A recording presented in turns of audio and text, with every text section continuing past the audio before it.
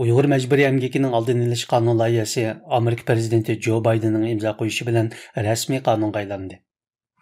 Amerika prezidenti Joe Biden bugün, yəni 23 dekabr Peyşənbə günü Uyghur məcburi əmgəkinin aldını ilish qanun layihəsini imzalab, onu rəsmi qanunlaşdırdı. Aqsarayning bu vaqt e'lon qilgan bayonotida mundaq deyilgan.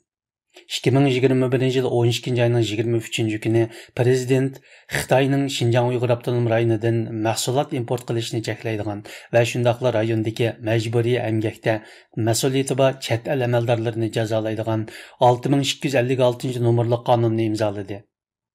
Bayonot yana mazkur qonunning ro'yobga chiqishida rol o'ynagan Amerika Avam palatasining raisi Nancy Pelosi xonim, Kengash palatasining ko'p sonliqlar rahbari Chuck Schumer, Avam palata a'zolaridan McGovern, Christopher Smith, Kengash palata a'zolaridan Jeff Merkley va Marco Rubioning bu jihatdagi xizmatlariga rahmat aytilgan.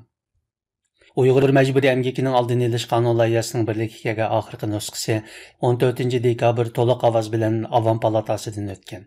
16 dekabr kuni yana to'liq ovoz bilan Kengash palatasidan o'tib, prezident Bidenning imzo qo'yishi uchun sunilgan edi.